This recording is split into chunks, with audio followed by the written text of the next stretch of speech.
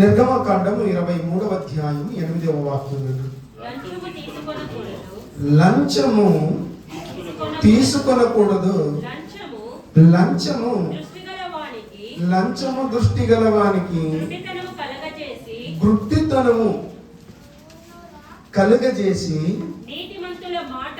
నీతిమంతుల మాటలకు అపార్థము చేయించును. నన్ను మైక్ రాలేదు చూడండి. మీరు ఎక్కడే ఉన్నారు, కమ్మని ఉన్నారా? మైక్ వస్తుందా లేదా చూడండి రా. మీరు తలా ఒక పని మీద యేసు రక్తమే. ఎవరు ప్రార్థన చేసి స్టార్ట్ చేసింది ఈరోజు సాయంకాల ఆరాధన? యేసు రక్తమే. దేవుని బిడ్డలారా బాగా గమనించండి. దేవుని వాక్యము చాలా గొప్పది.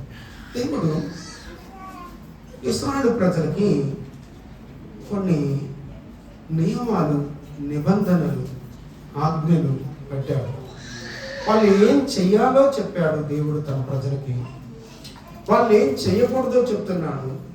చాలా తేటగా స్పష్టంగా దేవుని వాక్యములో మనకు రాయించి పెట్టాడు ఆ మాటలన్నిటినీ కూడా.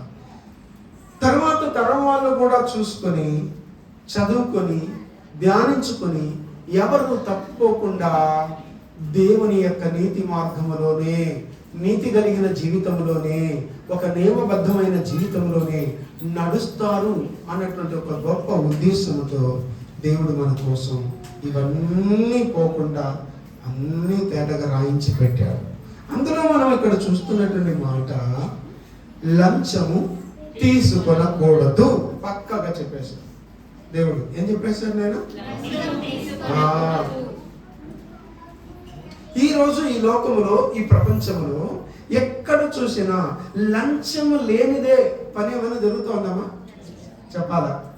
నువ్వు ఏ ఆఫీస్కి పోయినా,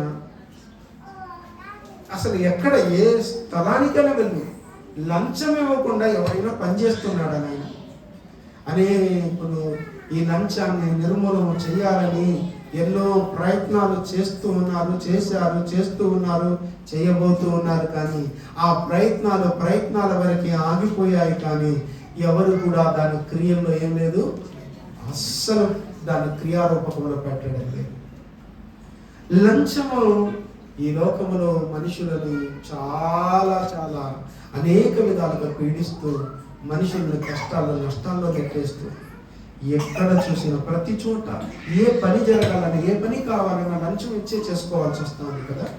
త్వరగా అవ్వాలంటే అదేం లేదు, త్వరగా జరగాలంటే ఇవ్వు.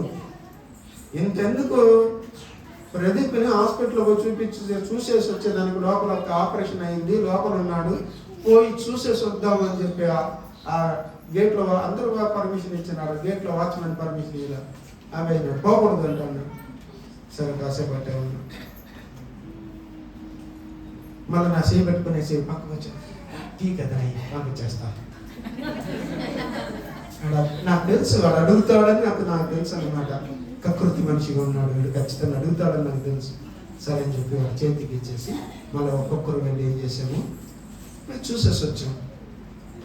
చూడండి, కనీసం మన పేషెంట్ ఆ హాస్పిటల్లో మన వాళ్ళు ఉన్నా, మన డబ్బులు కట్టి అడ్మిట్ అయినా, మన పేషెంట్ పోయి చూసి వచ్చేదానికి కూడా మనం ఏమి ఇవ్వాల్సి వస్తుంది.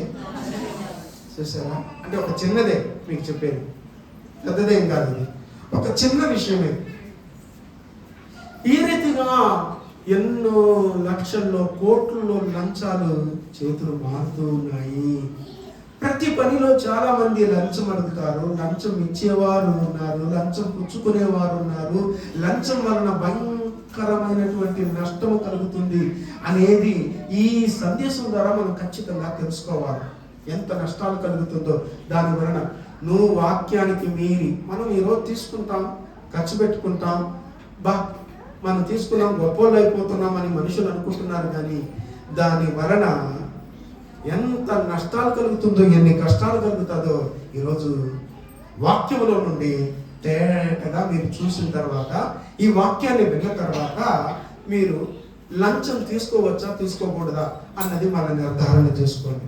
ఇప్పుడు మీరు ఏమనుకుంటున్నారంటే, మేమేడపోయి ఎవరి దగ్గర పోయి లంచాలు తీసుకుంటున్నాం సార్, ఈరోజు మాకెందుకు ఈ వాక్యం అని మీరు అనుకుంటున్నారు. అవునా? దేవుని బిడ్డలారా, ప్రతి ఒక్కరికి అవసరమైనటువంటిదే. అది మీరే ఏదో ఒక రోజు ఏదో సందర్భంలో దేనికో ఒకదానికి మీరు కూడా ఏం చేస్తుంటారు. కాబట్టి మనము జాగ్రత్తగా లంచము లేకుండా బ్రతకడానికి మనం చూడాలి. ఇది చాలా ప్రాముఖ్యమైనటువంటిది. బైబిల్లో మనకు ఏం చెప్పాడు ఇందాక చూసాం, లంచము తీసుకొనకూడదు. లంచము దృష్టి ఏమంటాం, అది లంచము దృష్టి గలవానికి గుడ్డితనము కలగజేసి నీతిమంతుల మాటలను ఏం చేస్తారంట, అపార్థము చేయిస్తాడంట. అపార్థం చేయించును. ఇంత తేటగా రాయబడింది. ఇప్పుడు ఫస్ట్ ఈ లంచ్ అనేది ఎవరెవరు తీసుకుంటారో దాన్ని ఫస్ట్ చూసేద్దాం. నెంబర్ 1 ఫస్ట్ పాయింట్, లంచము ఎవరు తీసుకుంటారు, ఎట్లాంటి వాళ్ళు కకృతి పడతారు, కకృతి మనుషులు ఎవరో ఫస్ట్ చూసేద్దాం 1 by 1గా. అందులో ఎస్తర్ గ్రంథము 3వ అధ్యాయంలో 8వ వాక్యం నుండి 11వ వాక్యం వరకు దయచేసి అందరూ తీసుకోండి. ఎస్తర్ గ్రంథం 3వ అధ్యాయము 8వ వాక్యము నుండి 11వ వాక్యం వరకు. అంతటా హామాను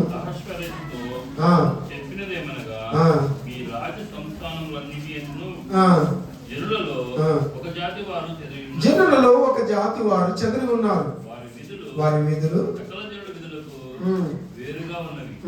వారు రాజు యొక్క ఆజ్ఞ గైకొన్న వారు కాదు. కాబట్టి వారిని ఉండించుట రాజులకు ప్రయోజనకరం కాదు. రాజులకు సమ్మతి అయితే వారు హతము చేయబడినట్లును నేను ఆ పని చేయ వారికి 20,000 మణుగుల వెండిని రాజు యొక్క ఖజానాలో ఉంచుటకు తూచి అప్పగించినట్లును చట్టము పుట్టించమనగా. ఎవరితో చెప్తున్నారు చూసారమ్మా? రాజు తన చేతి ఉంగరం తీసి దానిని అమ్మేదాత కుమారుడైన అగాగీయుడకు ఆమానులకు ఇచ్చి, ఆ వెండి నీకు ఇయ్యబడి ఉన్నది, నీ దృష్టికి ఏది అనుకూలమో అది ఆ జనులకు చేయనట్లుగా వారు నీకు అప్పగింపబడి ఉన్నారని రాజు సెలవిచ్చాడు. చూడండి, యూదులను హతమార్చడానికి ఏం చేస్తున్నారు ఇక్కడ? రాజులకు సమ్మతి అయితే 9వ వాక్యం, వారు హతము చేయబడినట్లును నేను ఆ పని చేయు వారికి. ఏ పని? వీళ్ళందరినీ చంపే పని చేసేవారికి 20,000 మణుగుల వెండిని రాజు యొక్క ఖజానాలో ఉంచుటకు చట్టము పుట్టించమన్నాడు. అనగా ఎవరు తీసుకుంటారు చూసినారా? దీనికి వాళ్ళు సమ్మతించి లంచం తీసుకొని యూదులను సంహరించడానికి ఆ పనిని పూనుకున్నట్టుగా కనబడుతుంది. అంటే ఇక్కడ రాజులు ఏం చేస్తున్నారు? నేను లంచం తీసుకుంటున్నారు. అనగా ఇప్పుడు అక్కడ రాజులు ఇప్పుడు అనగా ప్రధానమంత్రులే ఏం చేస్తున్నారు? లంచానికి పాటుపడుతున్నారు. ప్రధానమంత్రులు ప్లస్ ముఖ్యమంత్రులు, ఇలాంటి ఇద్దరిని గుర్తుపెట్టుకోండి. వాళ్ళు కూడా తీసుకుంటారా లంచాలంటే? దేవునికి స్తోత్రం, వాళ్ళు కూడా తీసుకుంటున్నారు. ఇదిగో బైబిల్లో మనం చూస్తూ ఉన్నాం. చూడండి, ఒక నీతిమంతులని చంపడానికి, ఒక పరిశుద్ధమైన జనాంగాన్ని చంపడానికి వాళ్ళు పన్నుతున్న పన్నాగం, కుట్ర చూడండి. లంచమిచ్చి జనాన్ని ఏం చేయాలనుకుంటున్నారు? యూద జాతిని చంపేయాలా అన్నటువంటి ప్రణాళిక పన్నుతున్నట్టుగా చూస్తున్నాం. నెంబర్ 1, లంచము ఎవరు తీసుకుంటారు? కాదు, ప్రధానులు, ముఖ్యమంత్రులు. ఎవరు? ఇది మనసులో పెట్టుకోండి. రెండవది, ప్రభుత్వ అధికారులు లంచం తీసుకుంటున్నారు. ఎవరు? ప్రభుత్వ అధికారులు. యెషయా గ్రంథము 1వ అధ్యాయం 23వ వాక్యం నాకు త్వరగా చదివి వినిపిస్తూ, మీ అధికారులు ద్రోహులు, మా ద్రోహులంటమా దొంగల సహవాసులు. ఎవరితో సహవాసం చేస్తారంట? దొంగల సహవాసులు. వారందరూ లంచము కోరుదురు, బహుమానముల బహుమానముల కొరకు కొరత కనిపెట్టుదురు. విచారించరు. తండ్రి లేని వారి పక్షమున న్యాయం తీర్చరు. విధవరాండ్ర వ్యాజ్యము విచారించరు. వీళ్ళు విచారించరు. ఎవరితో ఏకీభవించేస్తున్నారంట మా అధికారులు? మీ అధికారులు, మీ అధికారులు, మీ అధికారులు, అందరి అధికారుల గురించి ఇక్కడ రాయబడింది. ఏం చేస్తారంట? వాళ్ళు ఏమవుతున్నారంట చూడండి. ఎవరితో? ద్రోహులు. వాళ్ళు మీ అధికారులు ఎవరు? ఎట్లాంటి ద్రోహులు అంటే నమ్మక ద్రోహులు అధికారులు. కాబట్టి నువ్వు అధికారులను నమ్మేస్తున్నావు. లేదు, అధికారులు ఎవరితో సహవాసం చేస్తున్నారంట? వాళ్ళు దొంగలతో సహవాసం చేస్తున్నారు. అంతేకాదు, వారందరూ ఏం కోరుతున్నారట? కొందరు అన్నాడా? అందరు అన్నాడా?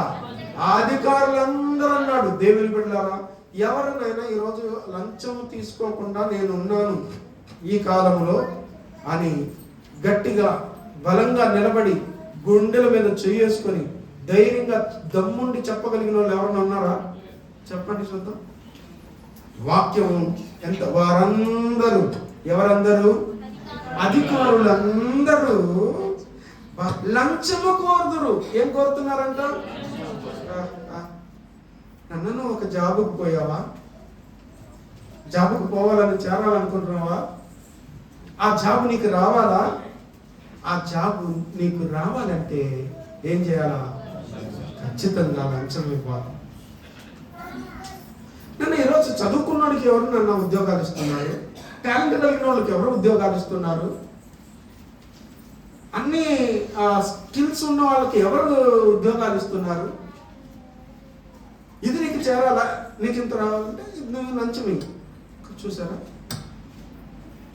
ఇంకా మీకు ఒక విషయం చెప్తాను. ఈ లంచం మీరు కేవలం డబ్బు అనుకుంటున్నారు. బహుమానాలు. ఏమంటమా? చూడు, బహుమానం.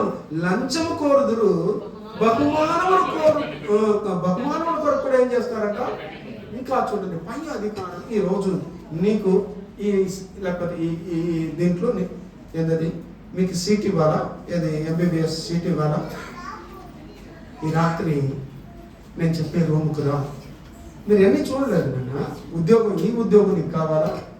ఈ రాత్రి పలానా రూమ్కు రా. లంచమా కాదా ఇది? స్త్రీలను ఎలా వాడుకుంటున్నారు చూసారా? ఎంత భయంకరమైన పరిస్థితి. జనులు ఇలాగ, అధికారులు ఇలాగ అయిపోయారు. లోకం ఎంత దారుణానికి, ఎంత భయంకరమైన స్థితికి దిగజారిపోయి ఉంది ఈ లోకం.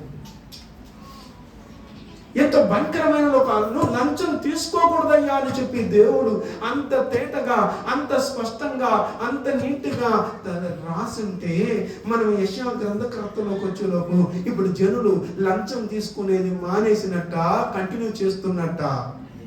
మీరు చూశారు, ఎస్తేరు గ్రంథంలో చూస్తే ఈ తప్పు రాజులే చేస్తున్నారు, ముఖ్యమంత్రులే చేస్తున్నారు. ఎస్తేరు గ్రంథంలో మనం చదివిన రీతిగా ఈ తప్పు చేసే వాళ్ళు దేవుని మాటను ధిక్కరించి వాక్యానికి వ్యతిరేకంగా అనేక మంది అధికారులు ఉన్నారు. చూసారా? అందరూ అధికారులు అందరూ. నన్ను ఇది లైవ్లో ఆన్లైన్లో ఉంటుంది. ఒకవేళ నా మీదకి వాళ్ళు వేయచ్చు, నువ్వు చూసావా, నిరూపించు అని. దేవునికి స్తోత్రం. దేవుని బిడ్డలారా, ఇవన్నీ డైర్గా చెప్పాల్సిన మాటలు, గుండె ధైర్యంతో చెప్పాల్సిన మాటలు. ప్రపంచాన్ని తప్పుని ఎవడైనా తప్పుని ఏలెత్తి చూపిస్తే వాడు తిరిగి ఏం చేస్తాడు? అందుకని వాక్యాన్ని మనం ఏం చేయకూడదు. కాబట్టి ఎట్టి పరిస్థితుల్లో దాచిపెట్టకూడదు. వాక్యం ఉన్నది ఉన్నట్టుగా ఏం చేయాలా? చెప్పాలి. కనుకనే వాళ్ళు ఏం చేస్తారంటే ఇలా కోరుకొని దాన్ని తీసుకుని లంచంలో కోరుదురు, బహుమానాలు కోరుదురు. ఇదే కాకుండా బహుమానాలు కూడా ఏం చేస్తారంట?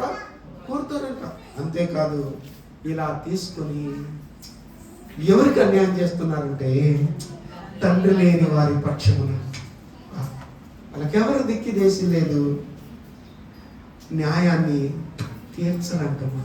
ఏం చేయాలంట వాళ్ళు? ఎందుకంటే వాళ్ళకి ఎవరు లేదు. ఇప్పుడు వాళ్ళు లంచం ఇచ్చేటప్పుడు వాళ్ళ దగ్గర ఏమీ లేదు. ఒకటి, విధవరాండ్లు ఉన్నారే, విధవరాండ్ల వ్యాజ్యమును ఏం చేయరు? విచారించరు. మనము మన దీంట్లో కోర్టులో మనం కేసేసి ఆ కోర్టులో మనం కేసు మనం గెలవాలంటే లాయర్ గారికి ఏమి ఇవ్వాలా? ఈడు మన దగ్గర తీసుకుంటాడు, ఆపోజిట్ వాడి దగ్గర కూడా ఏం చేస్తాడు? తీసుకునేస్తాడు. ఏం చేసేదమ్మా నేను ఏదో ఎదురు లాయర్ బలంగా స్ట్రాంగ్గా అక్కడ సాక్ష్యాధారాలు బాగుంది, మంది కొంచెం వీక్గా ఉంది, అందుకు ఓడిపోయాం, సారీ మా చేతులు కట్టుకొనేసి ఇంకో కేసు మీదకి వెళ్ళిపోతాడు. అన్యాయం ఎవరికి జరిగేదంటే తండ్రి లేని వారికి, విధవరానికి విచారించడం కూడా లేదమ్మా. చూశారుగా ఎందుకో దేవుడు అన్నిటినీ రాయించి పెట్టాడు. కాబట్టి ప్రభుత్వ అధికారులు ఏం చేస్తున్నారంటమా? లంచము కోరుకుంటున్నారు, బహుమానాలు కోరుకుంటున్నారు. మీకా గ్రంథంలో కూడా చూడండి, దానికి ఇంకొక వాక్యం 3వ అధ్యాయం 11వ వాక్యం. మీకా గ్రంథము 3వ అధ్యాయము 11వ వాక్యం. మీకా 3:11. జనుల ప్రధానులు అండర్లైన్ చేసుకుంటారండి. జనుల ప్రధానులు లంచము పుచ్చుకొని తీర్పు తీర్చుదురు. వారి యాజకులు కూలికి బోధించుదురు. ప్రవక్తలు ద్రవ్యము కొరకు సోది చెప్పుదురు. అయినను వారు యెహోవాను ఆధారము చేసుకొని, యెహోవాను ఆధారం చేసుకుని, యెహోవా మన మధ్యనున్నాడు కదా, ఏ కీడును మనకు రానేరదని అనుకొనుదురు. దేవుడు మన మధ్యలో ఉన్నాడు కదా, మనం ఏం తప్పు చేసినా మనకి ఏ కీడు రాదని ఇక్కడ ఎవరెవరు ఉన్నారంటే లంచం పుచ్చుకునే వాళ్ళలో ఎవరున్నారంట? ప్రధానులు ఉన్నారు. తర్వాత యాజకులు కూలికి బోధిస్తున్నారంటమా. యాజకులు లంచం తీసుకుని బోధిస్తున్నారంట వాక్యానికి వ్యతిరేకంగా.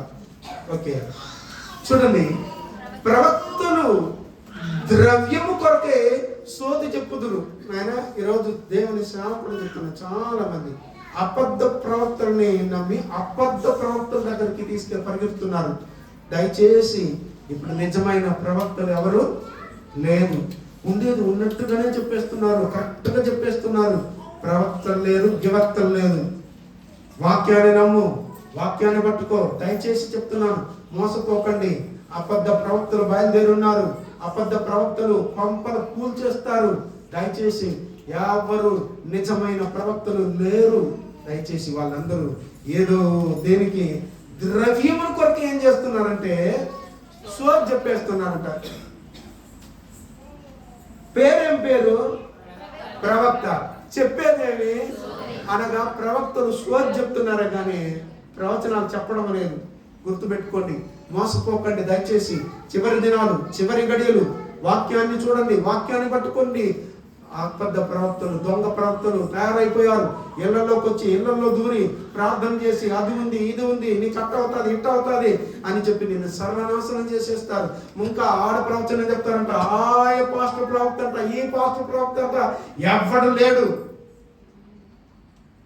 నేను ప్రవక్త అనేవాళ్ళు నా దగ్గర తీసుకురండి. ఆయన చెప్పని, నేను అడిగేదానికి ఆయన చెప్పని. ఆయన ప్రవక్త అయితే నేను అడిగి చెప్పాను. అవునా కాదా? మనుషులు ఏం చేస్తున్నారంటే ఏదని అవుట్ అపీరియన్స్ని చూసి, కుటుంబాన్ని చూసి, నీ ముఖాన్ని చూసి, నీ పరిస్థితులను చూసి నీకు ఇది ఉంటుంది, ఇది ఉంటుంది ఏం చేస్తున్నారు? ఊరికనే చెప్పేస్తున్నారు. చాలా మీరు పొరపాటు పడి ఇదిగో వాళ్ళని నమ్మి ఆత్మీయ జీవితంలో పాడు చేసుకోవద్దండి. వాక్యాన్ని చూడండి, వాక్యాన్ని పట్టుకుని అన్ని వాక్యంలో ఉంది. వాక్యానికి మించి ఏమీ జరగదు. ఎప్పుడు గుర్తుపెట్టుకోండి. హల్లెలూయా. కాబట్టి బైబిల్లో ఇంత తేటగరాడు. ప్రవక్తలు సోది చెప్పుదురు, ఆయనను వారి యెహోవాను ఆధారం చేసుకొని ఇట్లా చెప్తా ఉన్నా కూడా ఎవరిని ఆధారం చేసుకొని ఉన్నారంట?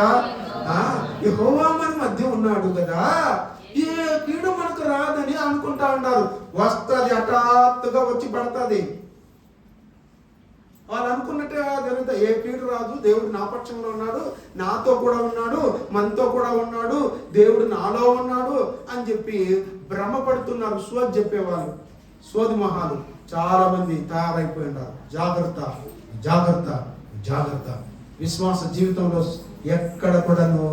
ఎక్కడ కూడాను అపవాదికి చోటు ఇవ్వకూడదు. ఎందుకంటే ఏర్పరచబడిన వారిని సహితం వాళ్ళు ఏం చేస్తారంట? అబద్ధ భక్తులు బయలుదేరున్నారు. ఏర్పరచబడిన వాళ్ళని కూడా ఏం చేసేస్తారు? మోసం ఇచ్చేస్తారు. జాగ్రత్త. లంచం తీసుకుని వాళ్ళు ఏం చేస్తున్నారు? ఇవన్నీ చెప్తున్నట. కాబట్టి ప్రధానమంత్రులు, ముఖ్యమంత్రులు, ప్రభుత్వాధికారులు, యాజకులు, ప్రవక్తలు, ఎవరు ఇంతమంది. చూడండి, లంచం ఎవరెవరు తీసుకుంటారో లిస్ట్ అవుట్ చేస్తూ ఉన్నాను, మీకు గుర్తుపెట్టుకోండి. నెంబర్ 3, న్యాయాధిపతులు. ఎవరంట? న్యాయాధిపతులు కూడా లంచం తీసుకుంటున్నారు. మీకా గ్రంథం 7వ అధ్యాయం 3వ వాక్యం. అదే మీకా గ్రంథం. 2 చేతులతోనూ కీడు చేయ పూనుకొందురు. ఒక చేత్తో కాదంటమా, 2 చేత్తోనూ కీడు చేయ పూనుకొందురు. అధిపతులు బహుమానము కోరుదురు. న్యాయాధిపతులు లంచము పుచ్చుకొందురు. న్యాయాధిపతులు ఏం చేస్తున్నారంటమా? లంచము పుచ్చుకుంటున్నారు. దానికి ఇప్పుడు మన భాషలో ఇంగ్లీష్లో చెప్పాలంటే జడ్జిలు ఏం చేస్తారంట? అది జడ్జిలు లోపలే నేను ఎవరెవరిని టచ్ చేస్తున్నానో చూడండి. గొప్ప వాళ్ళని నేను టచ్ చేయాలా? బైబిల్ టచ్ చేస్తా ఉంది. ఒక్కరిని వదిలిపెట్ల కడిగి పారేస్తా ఉంది. దేవుడు వాక్యం ముందు ఎవ్వరు నిలబడలేదు. దేవుని బిడ్డలారా, బాగా గమనించండి ఎంత తేటగా. న్యాయాధిపతులు అంటమా, న్యాయాధిపతులు ఏం తీసుకుంటున్నారంట? ఎంతగా అధిపతులు బహుమానము కోరుదురు, న్యాయాధిపతులు లంచము పుచ్చుకొందురు.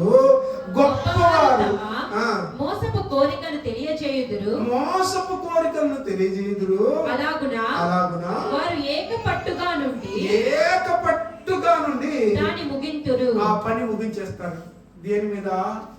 లంచం మీద. ఎట్టయినా కానీ ఒకే దాని మీద భయంకరమైన పట్టు పెడతారంట. నీ పని జరగదు. ఒక ఎంఆర్ఓ ఆఫీస్కి పో, ఒక పోలీస్ స్టేషన్కి వెళ్ళు, ఒక కలెక్టర్ ఆఫీస్కి వెళ్ళు, లేకపోతే ఏ ఆఫీస్కైనా వెళ్ళు, ఎక్కడైనా వెళ్ళు, లంచం లేనిదే పని జరగటం లేదు. ఒక కోర్టుకు వెళ్ళినా, ఒక లాయర్ దగ్గర వెళ్ళినా, ఒక జడ్జి దగ్గరికి వెళ్ళినా, ఎవరి దగ్గరికి వెళ్ళినా, ఎక్కడ చూసినా లంచం లంచం లంచం లంచం. ఒకసారి ఆలోచించండి. కాబట్టి సమయాలు 1వ గ్రంథం 8వ అధ్యాయం 3వ వాక్యం కూడా చదవండి త్వరగా. 8:3 వీరు బెయేర్షెబాలో న్యాయాధిపతులుగా ఉండిరి. అతని కుమారులు అతని ప్రవర్తనను అనుసరింపక ధనాపేక్షులై లంచములు పుచ్చుకొని న్యాయమును న్యాయాన్ని తిప్పేశారంట. ఎవరు వీళ్ళంటే గొప్ప ప్రవక్త అయినటువంటి సమూయేలు యొక్క కుమారులు. చూసారమ్మా, న్యాయాధిపతులు లంచం తీసుకుంటున్నారు. తండ్రి ఏమో అద్భుతమైనటువంటి ఒక న్యాయాధిపతి వాళ్ళ నాన్న, ఒక అద్భుతమైన ప్రవక్త వాళ్ళ నాన్న. చూడండి, దేవుని స్వరాన్ని విని కనీసం జనాల దగ్గర సవాల్ విసిరాలు తెలుసా? నేను ఇంతకాలం మీ దగ్గర సేవ చేశాను, నేను మీ దగ్గర ఒక ఎద్దునైనను, ఒక గాడిదనైనను, ఒక మేకపోయినను, ఒక పొట్టేలునైను ఏమైనా మీ దగ్గర ఆశించి కోరానా, తీసుకున్నానా చెప్పండి అని చెప్పాడు మా సమూయేలు. అంత గొప్ప ప్రవక్త. వాళ్ళ కడుపును చెడబుట్టినారు వీళ్ళు. ఎవరు? వాళ్ళ కుమారుడు. వాడి పేరు వచ్చి జ్యేష్ఠుడి పేరు యోబేలు, రెండవ పేరు అబియా. అందుకని వీరు ఎవరో చూడండి, వీళ్ళు బెయేర్షెబాలో న్యాయాధిపతులుగా ఉండ్రి. ఇట్లాంటి వారిని న్యాయాధిపతిగా చేసి పాపం చెయ్యొచ్చా? నేను చెప్తాను, నాలాగా నువ్వు ఉంటేనే పాస్టర్ కొడుకు కాబట్టి వాళ్ళు పాస్టర్ చేసేద్దాం. నా భక్తి విశ్వాసం నాలాగా, లేకపోతే మంచి పాస్టర్ కొన్ని లక్షణాలు ఉంటే, మంచి క్రియలు ఉంటే, మంచి సాక్షిగా ఉంటే నువ్వు పాస్టర్ గారా, లేకపోతే మర్యాదగా నువ్వు విశ్వాసం కన్నా మోసంగా కమ్ములు కూర్చోండి అంతే. ఎవరు భక్తి కలిగి విశ్వాసం కలిగి ఆ క్వాలిటీ కలిగి ఉన్నాడో అక్కడ వాళ్ళని పెడతారు. ఈ విషయంలో సమూయేలు ఫెయిలర్ అయిపోయాడు. చూసి చూడకుండా వదిలేశారు. వాళ్ళెట్టు న్యాయాధిపతి కాదు. ఇప్పుడు న్యాయాధిపతులను నియమించేది ఆయనే, రాజులను నియమించే అధికారం ఆయనకే ఇచ్చాడు. ఎట్ట వీళ్ళ క్రియలు తెలియకుండా ఎట్ట వీళ్ళని తీసుకొచ్చి చేర్చేశాడు న్యాయాధిపతులుగా. అలా చేసిన దాని వలన అక్కడ వాళ్ళు ఏం చేసుకుంటున్నారంట? లంచము న్యాయపదం. అతని కుమారులు అతని ప్రవర్తనను అనుసరింపక, అనగా సమూయేలు అలా తండ్రి ప్రవర్తన అనుసరింపక ధనాపేక్షకులై లంచము పుచ్చుకొని న్యాయం ఏం చేశారట? త్రిప్పివేయగా న్యాయాన్ని తిప్పేసినారు. చూసారమ్మా? అంటే న్యాయాన్ని తిప్పేయడం అంటే ఏమి? ఇప్పుడు ఒక విధవరాలు లేక ఒక పేదరాలు వస్తారు, ఒక ధనవంతుడు వస్తారు, ఇద్దరు వ్యాజ్యము తీసుకొచ్చినారు. ఈ ధనవంతుడి దగ్గర డబ్బు ఉంది, ఈ బీద వాళ్ళ దగ్గర డబ్బు లేదు. వీడేం చేస్తారంటే డబ్బులు వీడికి ఇచ్చేస్తే వీళ్ళ పక్క న్యాయం ఉంది. ఎవరి పక్క? ఈ బీదోళ్ళ పక్క. అయితే వీళ్ళకి చేయాల్సిన నేరాన్ని ఆ న్యాయాన్ని అదిగో వాళ్ళ పక్క మీదేరా న్యాయం అని చెప్పి వీళ్ళకి అన్యాయం చేసి వీళ్ళకి న్యాయం చేసి ఇది ఎట్ట తిప్పేయడం అంటే అర్థమైందా? అది న్యాయాన్ని తిప్పేయడం. ఈ రోజుల్లో కూడా అదే కదమా జరుగుతుంది. పోయి ఒక అధికారి దగ్గరకు ఎవరి దగ్గరకు వాళ్ళు పిలిపించి మాట్లాడతా, చేస్తా పదా అని చెప్పి రాని పద, కొట్టేస్తా, పట్టేస్తా, చంపేస్తా, నరికేస్తా అని నీకు చెప్తారు. నువ్వు ఇంటికి పో, మనం చూసుకుంటా నేను అంటారు. మనం వచ్చేసిన తర్వాత వాడు వస్తాడు కదా, రే బలంగా ఉందిరా, ఎదుటి బాగా స్ట్రాంగ్గా పెడుతున్నారా, లోపలికి పోతావా, ఎవరు ఇచ్చేసి బయటకు పంపించేయమంట చెప్పి, సార్ ఎంత ఏ డిమాండ్, లేకపోతే బలంగా ఉంది, స్ట్రాంగ్గా ఉంది, లోపల పొడుస్తా అని బెదిరించి ఏం చేస్తారు? లంచం తీసుకొని. ఈ రోజుల్లో ఎక్కువగా బయట తిరుగుతూ చలామణి అవుతున్న వాళ్ళు ధైర్యంగా తిరుగుతున్నారు. ఎందుకంటే కాండ్రా ఎంతైనా కానీ లంచం ఇస్తాను, ఏం చేస్తా, బయటకు వచ్చేస్తా అంటున్నారా లేదా? ఎందుకంటే న్యాయాధిపతులు అలాగా మారిపోయినారు. తర్వాత ఎన్నో పాయింట్ ఇది నేను చెప్పలేదు? 4వ పాయింట్. శిష్యులు లంచం తీసుకుంటున్నారు. కొత్త నిబంధనలోకి రండి. మత్తయి సువార్త 26వ అధ్యాయం. మత్తయి సువార్త 26వ అధ్యాయం 48వ వాక్యం చదవండి.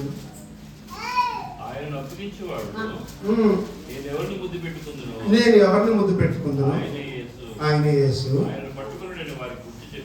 ఆయనను పట్టుకుండానే గుర్తు చెప్పి వెంటనే యేసు ముందుకు వచ్చి ఇప్పుడు ఆలోచించండి. శిష్యులు లంచం పుచ్చుకున్నారు.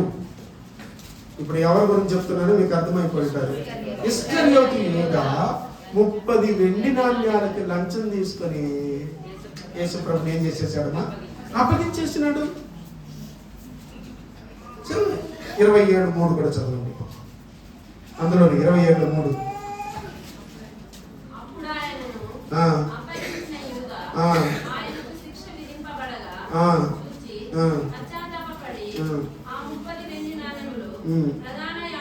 మైక్లో చదివేనైనా ఇక్కడ అందరికి వినపడాలి, ఎందుకంటే రికార్డింగ్ అవుతాను. అప్పుడు ఆయనను అప్పగించిన యూదా ఆయనకు శిక్ష విధింపబడగా చూచి పశ్చాత్తాపపడి ఆ 30 వెండి నాణెములు ప్రధాన యాజకుల యొద్దకును పెద్దల యొద్దకును మరలా తెచ్చి. సరే, ఇక్కడ దాన్ని పారేసినట్టుగా మనం చూస్తున్నాం.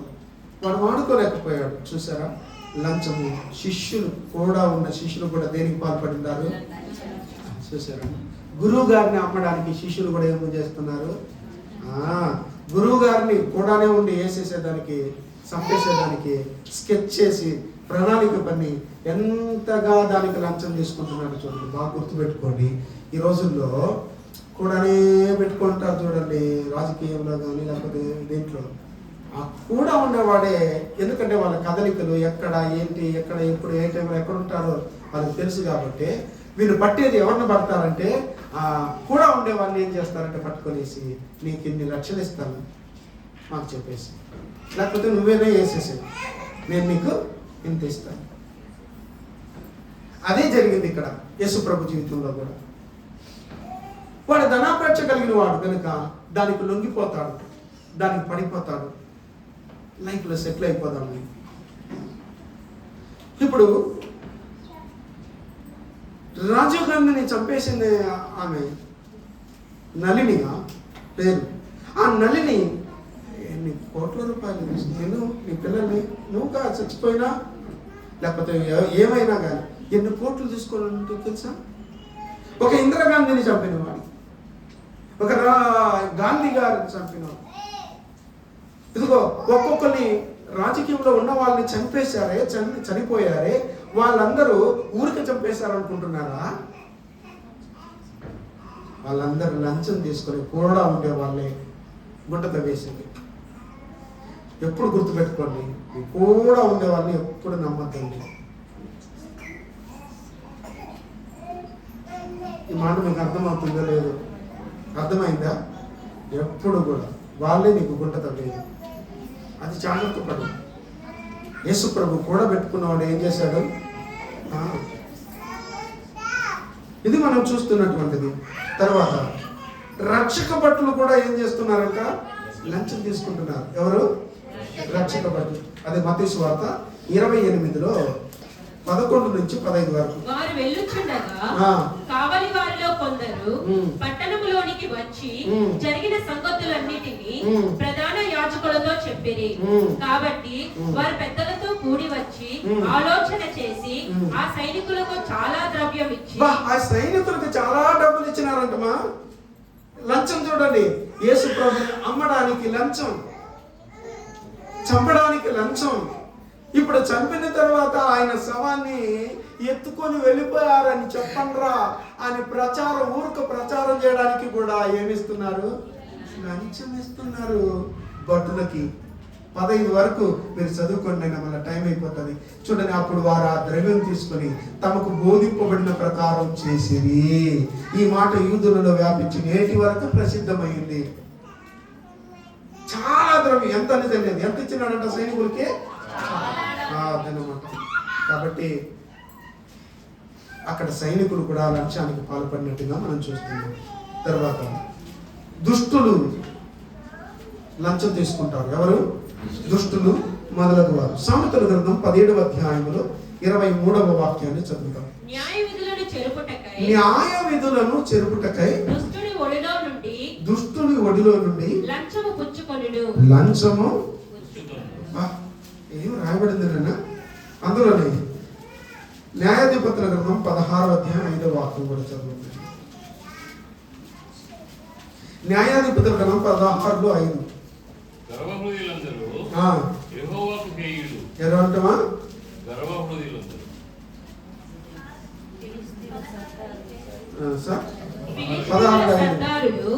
ఆమె ఎద్దకు వచ్చి ఆమెతో నీవు అతని లాలన చేసి అతని గొప్ప బలము దేనిలోనున్నదో మేమెలాగూ అతని గెలవవచ్చునో తెలుసుకొనుము. ఇప్పుడు సంసోను గురించి చూస్తున్నాం. సంసోను పట్టుకునేదానికి కూడా ఏమిచ్చారు ఆయన? మేము అతని బంధించి అతని గర్భము అనుపుదుము. అప్పుడు వాళ్ళ ప్రతి వాడును 1100 వెండి నాణెములను నీకు ఇచ్చేదమని చెప్పిరి. ఎవరికి చెప్పారు? ఫిలిష్తీయుల సర్దారులు. ఎవరు? దెలీలా. లంచం ఇచ్చి పట్టుకోవడానికి చూశారు. సేమ్ అదే జరిగింది. నేను యేసు ప్రభుకి సంసోనుకి మీకేం చెప్పాను? పోలిక చెప్పాను. ఇప్పుడు ఈయనకే లంచం ఇచ్చారు. యేసు ప్రభు చెప్పేదానికి కూడా ఏం చేసి లంచం ఇచ్చారు. చూసారా? పోలిక సరిపోయిందా? కాబట్టి ఇక్కడ మనం సామెతల గ్రంథంలో చూసాం. సామెతల గ్రంథంలో 17:23లో ఏం చూస్తున్నాం అంటే, న్యాయ విధులను చెరుపుటకై దుష్టుడు ఒడిలో నుండి లంచము పుచ్చుకొనును. దేన్ని చెరిపేసేదానికి? న్యాయాన్ని చెరిపేసేయాలి, అన్యాయాన్ని ప్రబలం చేయాలి. అందుకని దుష్టుడు ఒడిలో నుండి లంచాన్ని ఏం చేస్తున్నాడంట? పుచ్చుకుంటున్నాడు. కాబట్టి ఇప్పుడు మనం చూసాం ఎవరెవరు లంచాలు తీసుకుంటున్నారో బైబిల్ గ్రంథంలో ఒక లిస్ట్ ఇచ్చేసాం. వీళ్ళందరూ లంచం తీసుకుని పనులు చేసిన వారు. ఇప్పుడు రోమన్ అంకె 2 వేసుకోండి. లంచము అనున్నది, లంచము తీసుకుంటే ఏం చేస్తుంది అది మనల్ని?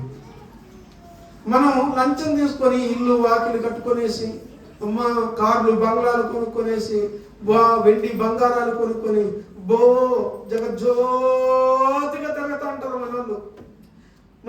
వాడిని చూడరా, వాడికి వచ్చిన యోగం చూడరా అబ్బా అని అంటూ ఉంటారు కదా. ఏమవుతాడో చూడంతే చివరికి. ఇప్పుడేమో దగ్గర కనపడచ్చు. గబగబా ఇల్లు కట్టేయచ్చు, మెట్లు అట్టి పెట్లు కట్టినట్టుగా ఇల్లు కట్టేయచ్చు. ఏదే మిద్దెను మేడ కట్టేయచ్చు, ఈరోజు బాగా కనపడచ్చు. నువ్వు లంచం తీసుకొని అదిగో నీ భార్యకి పైనుంచి కింద వరకు దిగజార్చేయచ్చు. లేకపోతే నువ్వు ఏదో ఆడ పొలం ఆడ స్థలం లంచాలు తీసుకొని నువ్వు ఎన్నో చేసుకుంటుండొచ్చు. ఏమవుతుందో చూడు, చివరికి అది నీకేం జరుగుతుందో చూడు. ఇది కానీ చూసినావంటే సచ్చినా నువ్వు లంచం తీసుకోవు. మనం అనుకుంటాం ఆ పూటకు అప్పుడు సరిపోతే బాగుంటుందని. కాబట్టి జాగ్రత్తగా త్వరగా ప్రసంగి గ్రంథం 7వ అధ్యాయం 7వ వాక్యం చదవండి. అందులో అన్యాయము చేయుట వలన జ్ఞానులు తమ బుద్ధిని ఏం చేస్తారంట? కోల్పోవుదురు. లంచము పుచ్చుకొనుట చేత ఫస్ట్ మనసు చెడిపోతుంది. మనసు ఏమైపోతుంది? చెడిపోతుంది. మనసు పాడైపోతుంది. కొందరు లంచం తీసుకొని పని చేయకుండా ఎగరగొట్టేసే వాళ్ళు ఎంతమంది. తీసుకునేదేమో తీసుకుంటారు, చేసేస్తాం పట్టేస్తామని. అయితే నాకు తెలియదులే అనేసి గమ్మను ఊరుకుండిపోతారు. చూడండి, ఎవరైతే లంచం తీసుకుంటుంటారో అది స్త్రీ కావచ్చు, పురుషుడు కావచ్చు, పైన చెప్పినటువంటి వాళ్ళు ప్రధానమంత్రులు కావచ్చు, ముఖ్యమంత్రులు కావచ్చు, ప్రభుత్వ అధికారులు కావచ్చు, న్యాయాధిపతులు కావచ్చు, వాళ్ళ శిష్యులు కావచ్చు, రక్షకబడులు కావచ్చు, దుష్టులు కావచ్చు, వారు ఎవరైనా కావచ్చు. ఫస్ట్ పాడైపోయేది ఏంటంటే మనస్సు పాడైపోతుంది. ఏమి? ఆ మనస్సు, మంచి మనసు ఉంటుంది, మంచి మనస్సాక్షి ఉంటుంది, అది పాడైపోతుంది. ఇంకంతే. అర్థనమాట. నెంబర్ 1. నెంబర్ 2, ద్వితీయోపదేశకాండం 16వ అధ్యాయం 19వ వాక్యం. నీవు న్యాయము తప్పి తీర్పు తీర్చకూడదు. ఎప్పుడు అలాగే తీర్పు తీర్చొద్దురా బాబు. పక్షపాతము చేయకూడదు. లంచము పుచ్చుకొనకూడదు. ఏలయనగా లంచము జ్ఞానుల కన్నులకు గుడ్డితనము కలుగజేయును. నీతిమంతుల మాటలకు అపార్థము పుట్టించును. మీకు ముందుగానే చూసారా ఈ వాక్యాన్ని? మీకు చదివించు. ఏం చేస్తావు? నీవు న్యాయము తప్పి తీర్పు తీర్చకూడదు, పక్షపాతము చేయకూడదు, లంచము పుచ్చుకోకూడదు. ఎందుకు? చూడండి, అక్కడ నిర్గమకాండంలో ఇదే మాట చదివారా అమ్మా? చదివారా? Same word. ఇప్పుడు ద్వితీయోపదేశకాండంలో అదే వర్డ్ చదువుతున్నారు. అంటే అప్పుడు మోషే గారు స్టార్టింగ్ లో ఉన్న ప్రజలందరికీ చెప్పారు, అయినా వాళ్ళు మారలేదు. ఇప్పుడు ఆయన బోధించిన బోధ విన్న ప్రజలు చాలా మంది ఏమైపోయారు? చనిపోయారు. కనుక 2వ, 3వ, 4వ తరాలు కూడా వచ్చేసినట్టు కనబడుతుంది. దేవుని గురించిన మాటలు, ఆజ్ఞలు వాళ్ళకు తెలియకుండా ఉన్నది కాబట్టి మళ్ళా 2వసారి, అందుకే ద్వితీయోపదేశ కాండం అంటే 2వసారి చెప్పడం. 2వ మాట చెప్తున్నా, మీరు లంచం తీసుకుంటే, ఎందుకయ్యా లంచము జ్ఞానుల కన్ను కూడా ఏం చేస్తారంటే గుడ్డితనము కలుగజేయును. మంచిగా నీతిమంతులుగా ఎవరు మాట్లాడినా ఆ నీతిమంతుల మాటలు కూడా ఏం చేస్తారంటే వాళ్ళు దాంట్లో కూడా తప్పు కనిపెడతా ఉంటారంట. ఎవరు? వీళ్ళు. గుడ్డితనం కదా, అంతే కదా. అది అపార్థం చేసుకుంటారు, అర్థమే అవ్వదు వాళ్ళకి. వాళ్ళు మాట్లాడిందే కరెక్ట్ అని మాట్లాడతారు లాయర్లు లాగా. ఎవరు? ఈ లంచం పుచ్చుకునే వాళ్ళు. ఎందుకంటే వాళ్ళ మనసు పాడైపోయింది. అది మనస్సాక్షి లేని వాళ్ళు. ఎదుటి వ్యక్తి రక్తాన్ని ఏం చేస్తున్నారు? పిండి తాగుతున్నారు. అట్టే లంచం పుచ్చుకునేవారు వాళ్ళు. మన పిల్లలు బాగైపోతాం అనుకుంటున్నారు, బాగుంటాం అనుకుంటున్నారు. దాని వలన అది నీ భార్యకి, పిల్లలకి అది శాపంగా మారుతుందని తెలియటంలా. నీకు శాపభరితం అనేది నీకు తెలియటంలా. వద్దు. దేవుని వాక్యం ఎంత తేటగా చెప్తుంది, వద్దు, పుచ్చుకోవద్దు అంటున్నాడు. 2వది. 3వది, దుష్టుని నీతిమంతులుగా తీర్చుతుంది. ఆ లంచం అనేది ఏం చేస్తుంది?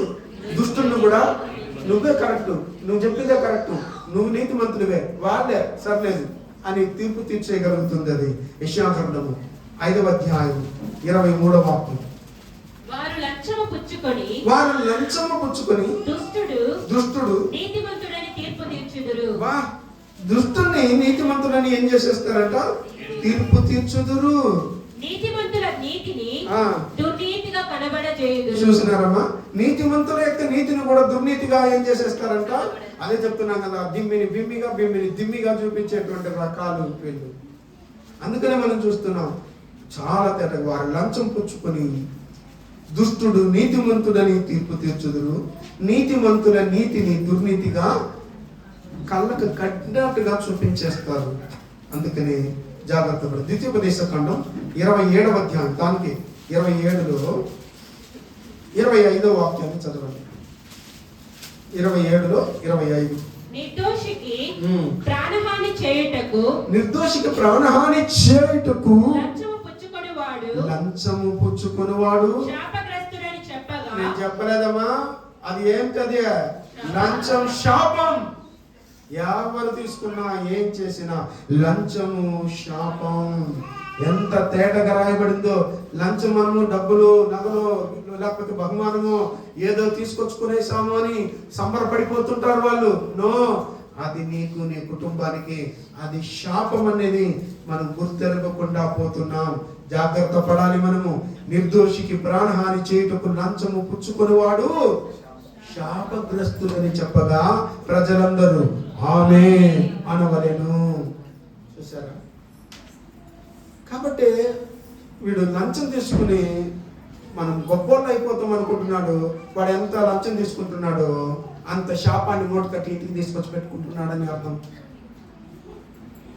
అందుకని జాగ్రత్త. ఇదిగో సామెతల గ్రంథం ఇంకొక పాయింట్. సామెతల గ్రంథం 29:4 లంచము వలన దేశమే పాడైపోతుందంట. న్యాయము జరిగించుట వలన రాజు దేశానికే క్షేమాన్ని కలుగజేస్తాడు. లంచములు పుచ్చుకొనివాడు దేశాన్ని పాడు చేసేస్తాడు. ఆ లంచం పుచ్చుకునే దేశం సర్వనాశనమే. ఆ దేశం బాగుపడదు. చూడండి, నా దేశం నీ దేశమే కాదనడా.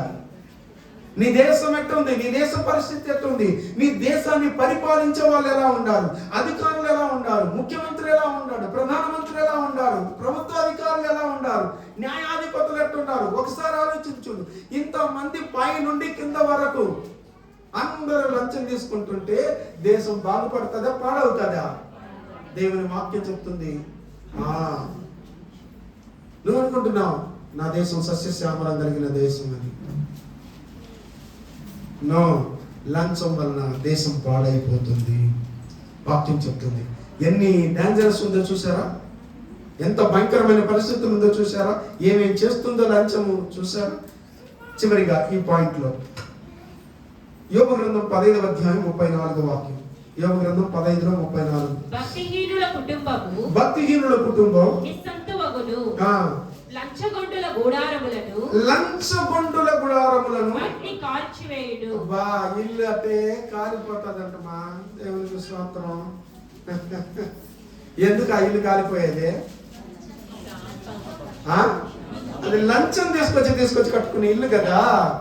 అది ఒకవేళ సిలిండర్ పేలిపోతుందో, నువ్వు తీసుకొచ్చి పెట్టుకున్న ఏసీ పేలిపోతుందో, అది ఎట్ట ఫైర్ పట్టుకుంటుందో నాకు తెలీదు. దేవునికి స్తోత్రం. మొత్తం మీద రాలిపోదువో నీవు, కాలిపోదువో. ఎవరు? లంచం. చాలా జాగ్రత్తగా ఉండాలి. అగ్ని చేత కాల్చివేయును. లంచం అన్నది ఏం చేస్తుందంటే, చదవండి మళ్ళా అదే వాక్యం.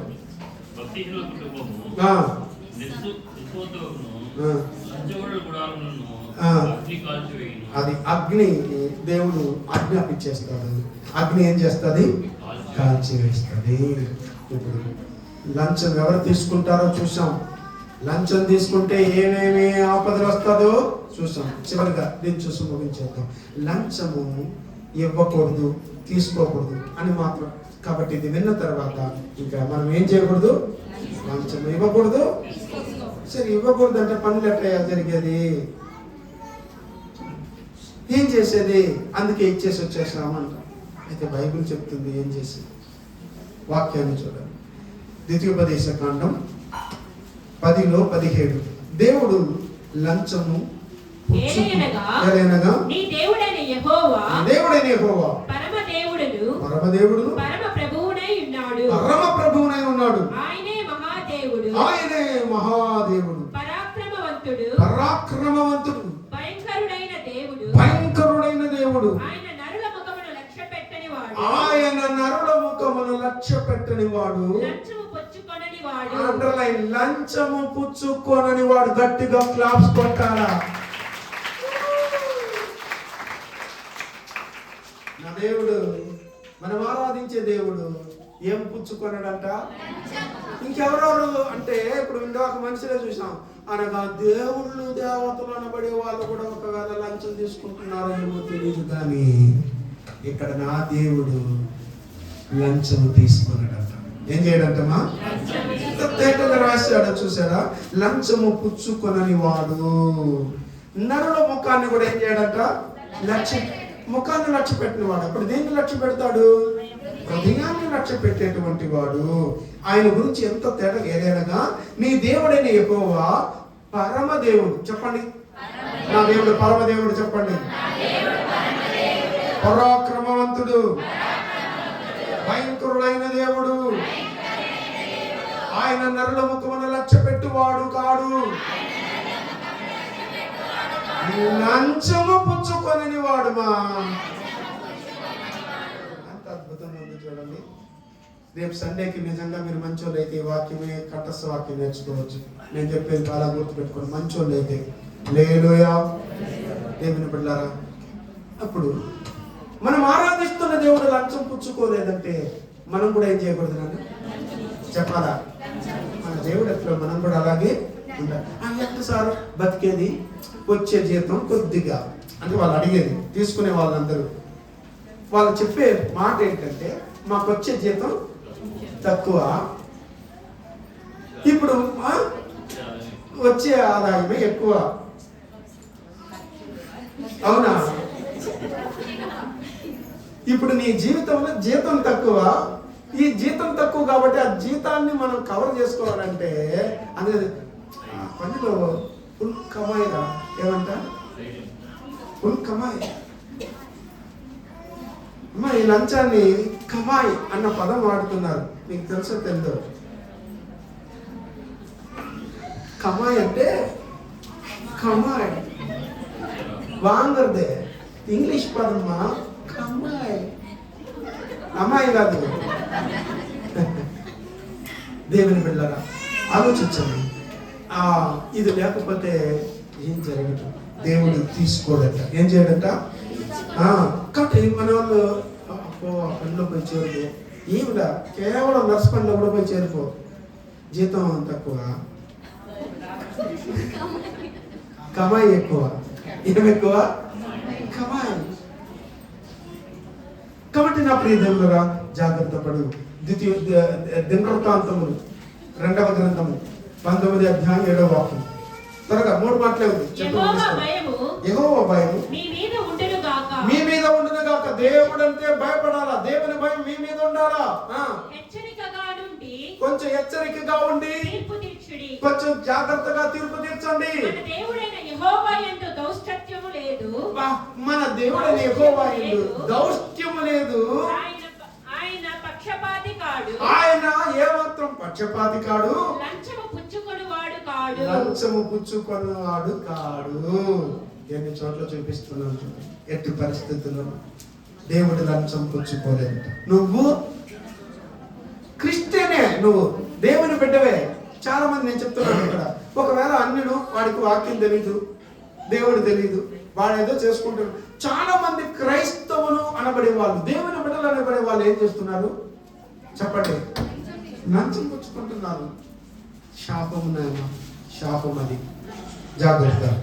ఇప్పుడు అపోస్తల కార్యం 8వ అధ్యాయంలో పోయింది. ఇంకొక పాయింట్, దేవుని బిడ్డను నిజంగా దేవుడు తీసుకోలేదు కాబట్టి దేవుని బిడ్డలు కూడా ఏం చేయరు? తీసుకోనరు అన్నది మనం చూడాలి. దేవుని బిడ్డలు తీసుకోరు. అపోస్తల కార్యం 8వ అధ్యాయం 17 నుంచి 23 వరకు. అప్పుడు పేతురును యోహానును చదివేను. వారి మీద చేతులుంచగా వారు పరిశుద్ధాత్మను పొందిరి. ఓకే. అపోస్తలులు చేతులుంచుట వలన పరిశుద్ధాత్మ అనుగ్రహింపబడినని సీమోను చూచి, గారడి సీమోను గాడు చూసి వారి ఎదుట ద్రవ్యము పెట్టి, అబ్బా ఏం పెట్టాడన్నమా? అనగా లంచము పెట్టి, నేనెవరి మీద చేతులుంచుదునో వాడు పరిశుద్ధాత్మను పొందునట్లు ఈ అధికారము నాకు ఇయ్యుడని అడిగెను. అందుకు పేతురు, నీవు ద్రవ్యమిచ్చి దేవుని వరము సంపాదించుకొందునని తలంచుకొనినందున నీ వెండి నీతో కూడా నశించునుగాక. ఎంత నీ హృదయము దేవుని ఎదుట సరైనది కాదు గనుక కార్యమందు నీకు పాలు పంపులు ఏ మాత్రము మిల్క్ లేదు, కర్డ్ లేదు, బటర్ మిల్క్ లేదు అనేసాడు. లేదు అనగా ద్రవ్యం ఇచ్చి వరం పొందాలనుకుంటున్నాడు. వింటున్నారమ్మా? రైట్. మీ అందరికీ ఒక సంగతి చెప్తాను. చెన్నైలో ఒక దైవజనుడు, పేరు చెప్పడానికి ఇష్టపడడం లేదు, ఆయన ఏం చేస్తున్నాడు తెలుసా? క్యాంప్ పెడుతున్నాడు. ఏం క్యాంప్ అంటే వరాలు ఇచ్చే క్యాంప్. ఏం క్యాంప్ అది? ఆ వరము అదిగో ఎన్నో, అందులో ప్రవచనం ఎలా చెప్పాలో ట్రైనింగ్ వరం అంటది. చెన్నైలో ఉన్నాడు వాళ్ళు. ఇక్కడ ఆ చెన్నై నుంచి ఈ తిరువల్లూరు ప్రాంతానికి దగ్గరగా ఒక ఏరియా ఉంది. ఆ ఏరియాలో వచ్చి ఆ క్యాంప్ నిర్వహిస్తారు. అలా చర్చి పేరు కూడా మన చర్చి పేరే. అద్దా బాధ, వేరేమిలా. బెరక అది కూడా చూడండి. 15 రోజులు లేకపోతే 1 month ట్రైన్. దానికి ఎంత కట్టాలంటే ఒక్కొక్కరు 10,000 15,000 రూపాయలు కట్టి లోపలికి వెళ్ళిపోవాలి. 1 month అక్కడే ఉండాలి. మొత్తం అకామిడేషన్, ఫుడ్, బెడ్ గిడ్డు మొత్తం అక్కడే. ఈ 4 రోజుల్లో వీళ్ళకి ఏం పొందుకొని వస్తారంటే వరాలు, ప్రవచన వరం వచ్చింది. ఏం చేస్తారు? నోటికి వచ్చిందంతా బాగుతారు ఆడిపోయి. ఎందుకంటే ఆ గాలి పైన ఉంటుంది కాబట్టి. నాయన బైబిల్ ఏం చెప్తుంది నాన్న? వాక్యం ఏం చెప్తుంది నాన్న? లంచం ఇచ్చి. దేవుడు ఏమైనా అటు చెప్పాడా నాయన? దేవుడు చెప్పని కార్యాలలో పాల్పంపులో దానికి జనాలు పరిగెడుతున్నారమ్మా. ఇంకా తెలియటం లేదు. ద్రవ్యం చూడండి మా అక్కడ అద్భుతాలు, ఆశ్చర్యకరులు ఎవరు చేస్తూ ఉండేది? పేతురు, యోహాను ఇద్దరు. అద్భుతంగా కార్యాలు జరుగుతూ ఉంది వాళ్ళ ద్వారా. వీడు చూశాడు గారడి సింహను. అనగా గారడి, నేను కూడా మారిపోతే ఎంత శక్తి వస్తుందా, ఎంత ఇది ఉందా, ఎంత వారా, నేను కూడా ఎవరి మీద చేతులు ఇచ్చిన వాళ్ళు కూడా ఏమైపోవాలా? పరిశుద్ధాత్మ రావాలా, దయ్యాలు పోవాలా, స్వస్థత కలగాలా. కాబట్టి ఆ వరం కావాలంటే నేరుగా వీడు గారడి విద్యలు చేసి సంపాదించిన డబ్బులు ఉంటే తీసుకొచ్చి డబ్బులు పెట్టాడు. ఎవరి దగ్గర? శిష్యుల దగ్గర. నాకు కూడా అది దేవుని ఎదుట నీ హృదయము మంచిగా లేదు, నీకు దాంట్లో పాలు పంపలేదు అనేసారు. ఇప్పుడు లంచము పుచ్చుకొని వాడు పుచ్చుకొని ఏమైపోయాడో వీళ్ళకి తెలుసు. ఆ బాధ ఏంటో, ఆ కష్టం ఏంటో. కూడానే ఉన్నాడు. ఎట్ట పొట్ట పగిలి తలకిందులుగా పడ్డాడో లంచం తీసుకుని. వీళ్ళకి తెలుసు కాబట్టి ఆ భయం ఉంది. అందుకనే మనం చూసాం, జాగ్రత్త పడండి అన్నాడు. వీళ్ళు కూడా జాగ్రత్త పడ్డారు. వద్దు, వాళ్ళ దగ్గర ఏమి లేకుండా. చూడండి, శృంగారమ్మని దేవాలయం దగ్గర బిచ్చగాడు కూర్చోంటే, కుట్టి బిచ్చగాడు వాళ్ళ దగ్గర ఏమైనా ఎదురు చూస్తూ ఉన్నాడు, ఏదైనా ఇస్తారేమో అని. వాళ్ళు ఏమన్నారంటే, ప్రేమ దగ్గర వెండి లేదు, బంగారం లేదు, ఒకే ఒకటి ఉంది, యేసు అనే నామం ఉంది, యేసు నామములో లేచి నడు అంటే లేచి నడిచారు. వాళ్ళు కానీ లంచం తీసుకునే వాళ్ళు అయితే ఎంత ఉంటుంది వాళ్ళ దగ్గర? తేడండి, మన దగ్గర వెండి లేదు, బంగారం లేదు చెప్పేశారు. కనుక దేవుని బిడ్డలో ఏం చేయరు నాయన? తీసుకున్నారు. అది మనం చూస్తున్నాం. యథార్థవంతులు లంచము పుచ్చుకున్నారు. దేవుడు తీసుకోడు, దేవుని బిడ్డలు తీసుకోరు. మూడవది యథార్థవంతులు. ఎక్కడ పని చేస్తున్నావు యథార్థంగా పనిచేయి. యథార్థవంతులు కూడా ఏం చేయరు? లంచం తీసుకున్నారు. కీర్తనలు 15వ కీర్తన 5వ వాక్యం. తన ద్రవ్యము వడ్డీకియ్యడు, తన ద్రవ్యము వడ్డీకివ్వడు, నిరపరాధిని చెరుపుటకై లంచము పుచ్చుకొనుడు. కొనడు. ఈ ప్రకారము చేయువాడు ఎన్నడూ కదల్చబడడు. ఇక్కడ మనం పై చూస్తాం, యథార్థవంతులు మాత్రమే అలాగుంటారని. వాడు ద్రవ్యం పుచ్చుకోనంట. యెషయా గ్రంథం 33లో 15వ వాక్యం. నీతిని అనుసరించి నడుచుచు యథార్థంగా మాట్లాడుచు నిర్బంధన వలన వచ్చు లాభమును అపేక్షించుచు ఉపేక్షించుచు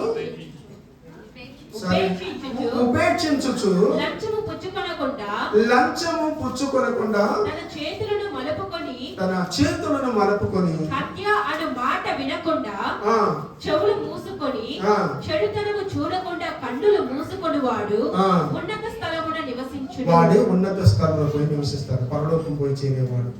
అనగా లంచం పుచ్చుకునేవాడు పరలోకానికి వెళ్ళలేడు.